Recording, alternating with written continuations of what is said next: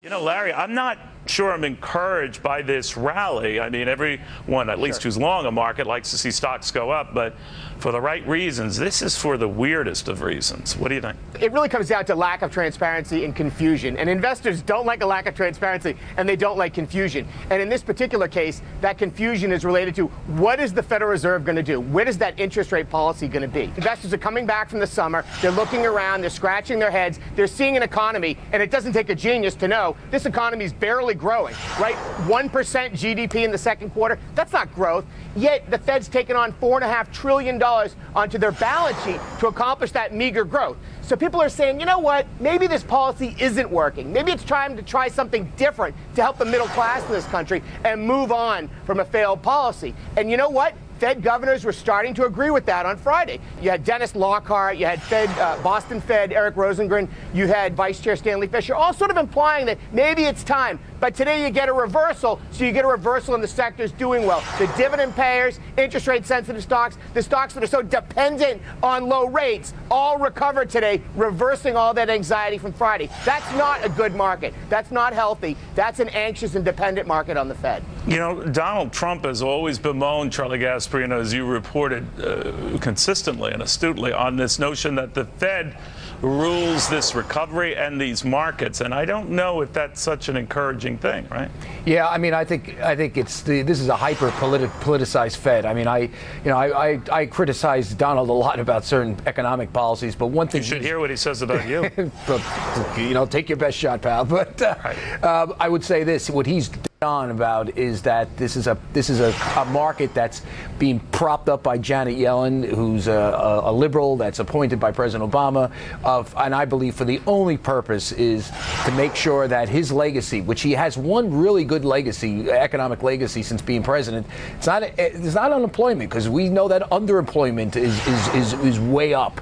It's the fact that the stock market's gone from 6,000 to 18 plus, and they're not going to do anything to screw that up until the election's over. You're right about that. It's very rare for them to do something.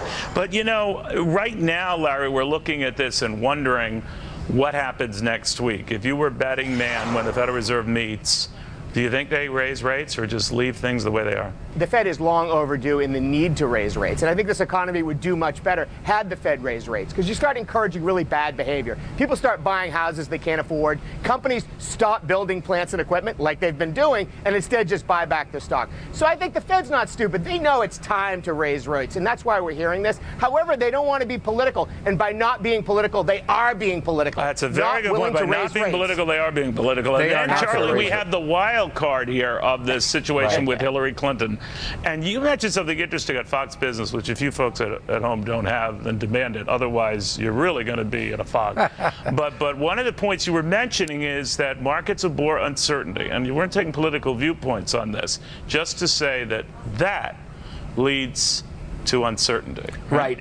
Yes. I mean, I think the markets believe a Donald Trump presidency is going to be really bad for stocks. And, you know, if you could see it just about any time. Why do they feel that way? You know, well, I think some of his, rash comments, they believe, listen, most major political leaders, Republican, Democrats, foreign policy leaders, are now voting for Trump. They're coming out against him because they think he's going to create global instability. Well, I'm not saying whether that's true or not. I'm telling you that's what the belief is. Plus his talk on trade, possibly starting a trade war. I believe that's why the markets are reacting. I really believe there's an algorithm that gets pushed every time it looks like Trump might get elected, where stocks sell. I believe that if Hillary Clinton didn't have the fit that she had yesterday, stocks would have been up higher, because it's this is a clear buying signal if the Fed isn't raising rates.